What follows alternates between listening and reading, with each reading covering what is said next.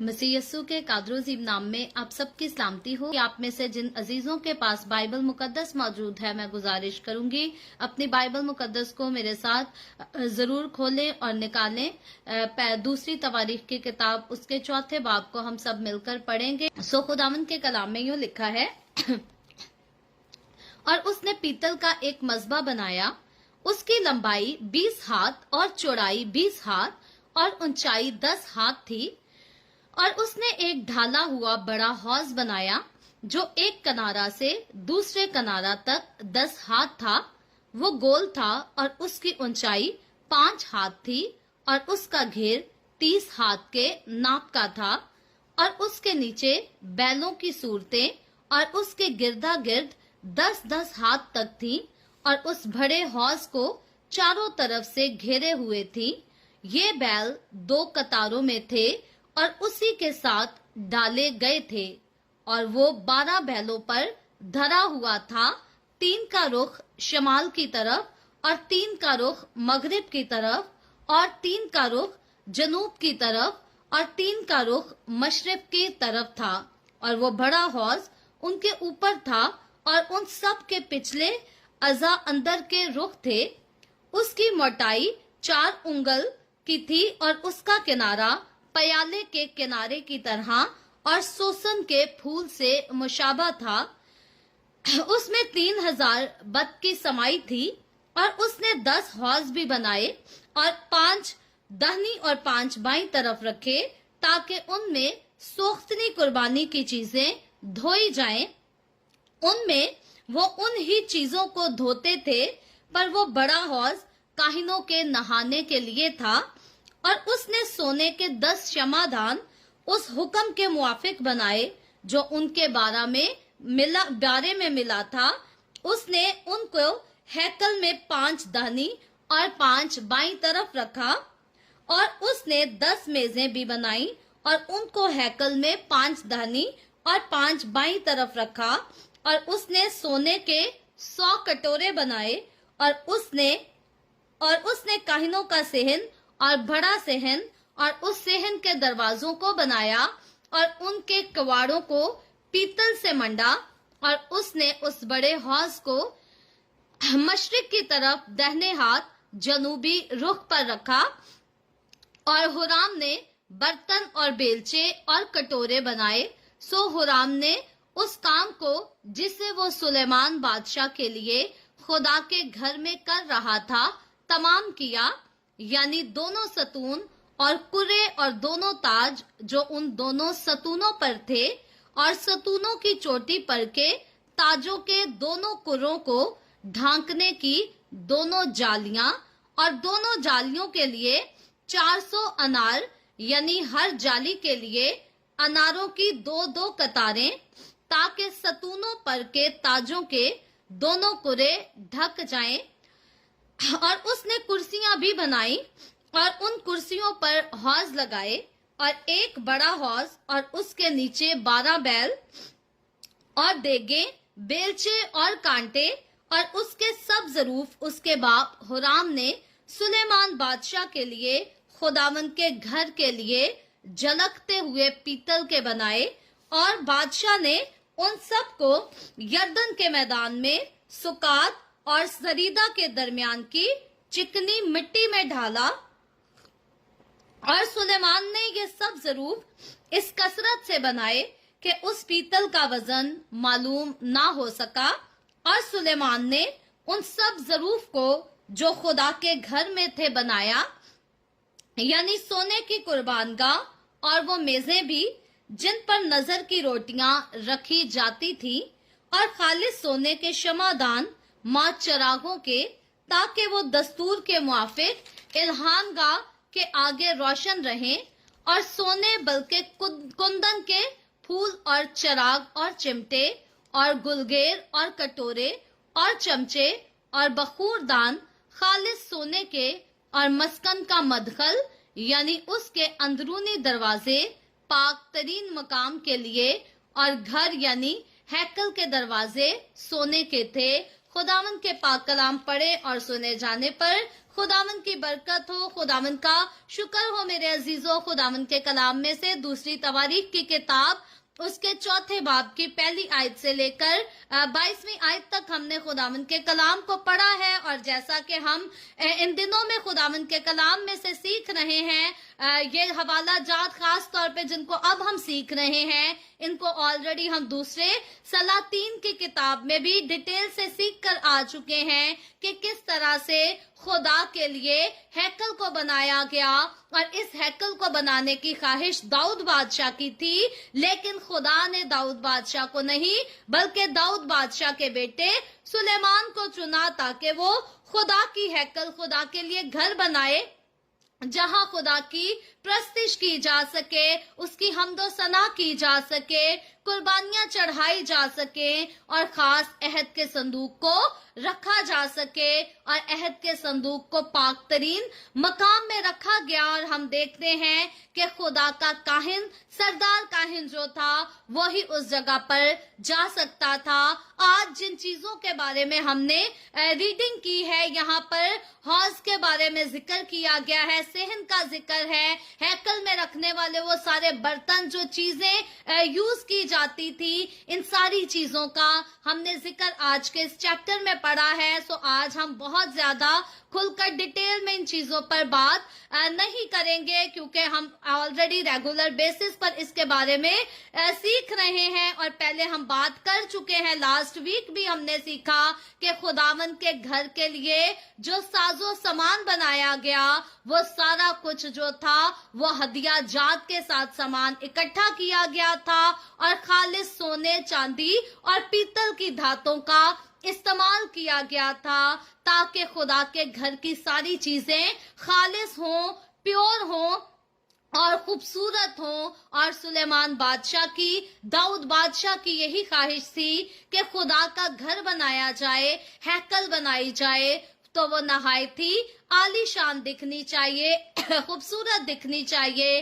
और हैकल का कोई हिस्सा ऐसा ना हो जहां पर खूबसूरती ना हो। सो हैकल के अंदर खुदा के लोग जहां इबादत करेंगे, वो जगह अलग थी जहां पर कुर्बानियां चढ़ाई जाएंगी। वो मज़बा सेहन पर अलग हिस्से में बनाया गया। और उसके बाद हौज हम देखते हैं कि हौज बनाए गए। कुछ हौज ऐसे थे जहां पर हैकल के साजो सामान को धोया जाता था।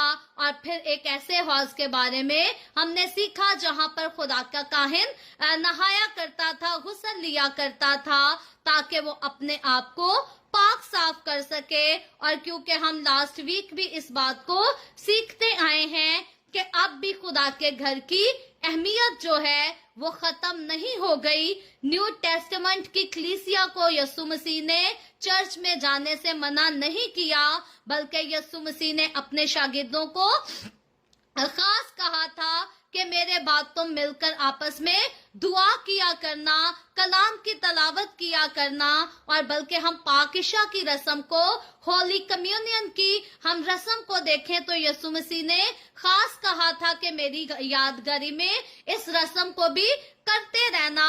सो होली कम्युनियन की रस्म कब अदा की जाएगी? क्या पर्सनली हम सारे अपने घरों में अलग अलग बैठकर होली कम्युनियन करते रहें? खुदा इसी से खुश होगा। बल्कि खुदा ने मुकर्रर किया था कि एक जगह खुदा की कलीसिया के लोग, खुदा के लोग जमा हुआ करेंगे और वहां पर मिलकर होली कम्युनियन की भी रस्म अदा की जाएगी, खुदावन की इबादत भी की जाएगी, खुदावन के कलाम को भी सीखा जाएगा और दुआएं भी खुदावन की हजूरी में पेश की जाएंगी।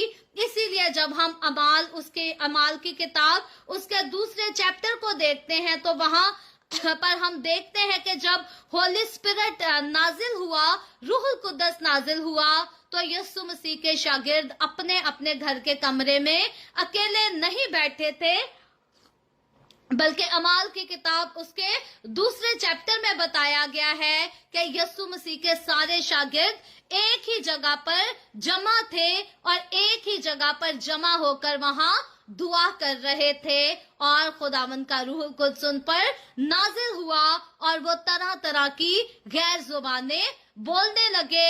याद रखें, कुछ जो है ट्रांसलेशंस में किसी बाइबल में लफ्ज जो है गैर जुबान का इस्तेमाल किया गया है और किसी ट्रांसलेशन में डिफरेंट टंग्स का यानी कि मुख्तलिफ जुबानों का लफ्ज इस्तेमाल किया गया है। लेकिन बात यह है कि जो गैर जुबान का लफ्ज है इसको भी हम गलत नहीं कह सकते। क्यों नहीं कह सकते? क्योंकि अगर मैं कोई ऐसी लैंग्वेज बोल रही हूँ जिसको मैं खुद समझ नहीं सकती और मेरे आसपास खड़ा शख्स भी हर शख्स उसको नहीं समझ सकता, तो इट मीन्स कि वो जुबान मेरे लिए गैर है, क्योंकि मैं बोल तो रही हूँ लेकिन मुझे उसका मीनिंग नहीं पता, इसलिए वो गैर जुबान है। और अगर मेरे आसपास सारे लोग जो खड़े हैं उनमें से कोई तो उसको अपनी जुबान में अंडरस्टैंड कर पा रहा है, कोई अपनी जुबान में अंडरस्टैंड कर पा रहा है, लेकिन ये अंडरस्टैंडिंग जो है ये तो उनको खुदा की तरफ से दी गई है। खुदा ने क्यों इस अंडरस्टैंडिंग को दिया? ताकि खुदावन चाहता था कि एक वक्त में बहुत सारे लोग मुख्तलिफ जुबानें बोलने वाले, मुख्तलिफ इलाकों के रहने वाले, मुख्तलिफ कल्चर्स को सेलिब्रेट करने वाले एक ही वक्त में खुदा का कलाम सीखे और नजात पा सके, यीशु से वाकिफ हो सके। इसीलिए उस समय जब होली स्पिरिट नाजिल हुआ तो हम देखते हैं कि वो जुबानें सबको उनकी अपनी ही जुबानों में सुनाई देती थी, क्योंकि फीस्ट को सेलिब्रेट करने के लिए मुख्तलिफ इलाकों से, मुख्तलिफ जगहों से लोग यरूशलेम में जमा हुए थे। अलबत्ता जो लोग जो शागिर्द यीशु के उन गैर जुबानों को बोल रहे थे, अगर वो उनको अंडरस्टैंड नहीं कर सकते तो इट मीन्स कि उनके लिए ये गैर जुबान है। और बाइबल मुकद्दस में बताया गया है कि जो गैर जुबानों में दुआ करता है वो खुदा से बातें करता है। और क्योंकि ये खुदा से बातें कर रहे थे, और खुदा से क्या बातें कर रहे थे, या खुदा इनके मुंह के वसीला से, उस दुआ के वसीला से अपना कौन सा कलाम नाजिल कर रहा था, ये सारी चीजें उन लोगों को समझ आ रही थी जिनको खुदा ने उस वक्त पावर दी थी कि इस जुबान को अपनी लैंग्वेज में अंडरस्टैंड कर सके। क्योंकि बोल तो यीशु के शागिर्द गैर जुबाने रहे थे, लेकिन हर एक को जो मुख्तलिफ लैंग्वेजेस बोलने वाले लोग थे उनको अपनी ही लैंग्वेज सुनाई देती थी और उन्हीं की ट्रांसलेशन में वो बातें समझ आती थी। सो ये खुदा की पावर, खुदा की कुदरत थी, खुदा के रूह का मसा है। और खुदा के रूह का मसा कब नाजिल हुआ यीशु के शागिर्दों पर? जब वो एक जगह जमा होकर इकट्ठे खुदा से दुआ कर रहे थे। सीख हम यहाँ पर ये रहे हैं कि नए अहद की कलीसिया को खुदा ने चर्च जाने से मना नहीं किया। सो आज हमारे आसपास वो लोग जो कहते हैं कि चर्च जाकर दुआ करना जरूरी नहीं, याद रखें गुमराह हो चुके हैं, गलत तालीम के पीछे लगे हैं। खुदा के घर में खुदा की कलीसिया का जमा होकर इज्तमाई तौर पर खुदा की इबादत करना, खुदा की बंदगी करना और खुदावंद के कलाम को सीखना, दुआएं करना, होली कम्युनियन में शामिल होना हर एक के लिए बहुत जरूरी है। और बाइबल मुकद्दस इसको मेरे और आपके लिए लाजिम ठहराती है। ये हमारे पास चॉइस नहीं है कि दिल किया तो चर्च चले गए, दिल किया तो चर्च ना गए। हम देखते हैं कि खुदावंद ने कहा था याद करके तू सब्बत के दिन को पाक मानना। जब हम न्यू कलीसिया को देखते हैं, नए अहद की कलीसिया को, न्यू टेस्टामेंट के चर्च को देखते हैं, तो यहाँ पर हम देखते हैं कि खुदावंद यीशु मसीह नासरी के मुर्दों में से जिंदा उठने की, संडे वाले दिन मुर्दों में से जिंदा होने की वजह से संडे के दिन को ज्यादा अहमियत दी गई। और इसीलिए संडे के दिन सारे मसीही जो हैं खुदा के घर में हाजिर होते हैं। अलबत्ता यहूदी जो थे वो सैटरडे के दिन को सब्बत का दिन मनाया करते थे। और गालबन आज जिन यहूदियों ने यीशु को अभी तक नहीं कबूल किया, सैटरडे का दिन ही है सब्बत का, लेकिन क्योंकि यीशु मसीह ने संडे के दिन मौत और कब्र पर फतह पाई, इसलिए संडे के दिन को नजात का दिन कहा जाता है। इस दिन पर खुदावंद यीशु ने मुझे और आपको नजात बख्शी, हमेशा की जिंदगी बख्शी और हमें फिरदौस के वारिस बना दिया। सो हम सीख रहे हैं कि दाऊद बादशाह के बेटे सुलेमान बादशाह ने बड़ी ही कीमती धातों का इस्तेमाल करके कारीगरों को बुलवाकर उनके हाथ से खुदा के घर का साजो सामान तैयार किया। और इसके साथ हम सीख रहे हैं कि अब मैं और आप हम जिंदा खुदा का मकदस हैं। तो जिस तरह से सोने चांदी के साथ खुदा के घर की इन चीजों को बनाया गया, इसी तरह मैं और आप अगर हम जिंदा खुदा का मकदस हैं तो मुझे और आपको हमें सोने और चांदी से कीमती खुदा के कलाम को अपनी जिंदगी में उतारना है। और याद रखें, वो लोग जो खुदावंद के कलाम को अपनी जिंदगी में उतार लेते हैं, जो खुदा के कलाम से अपनी जिंदगी को संवार लेते हैं, वो दुनिया की खूबसूरत तरीन इमारतों से कहीं ज्यादा अहमियत रखते हैं। क्योंकि इमारतें तो ढा दी जाएंगी, हम हैकले सुलेमानी का अगर जिक्र करें जिस पर बड़ा खास कीमती सोना और पीतल इस्तेमाल किया गया, इसको बनाया गया, तो आखिरकार इसको ढा भी दिया गया।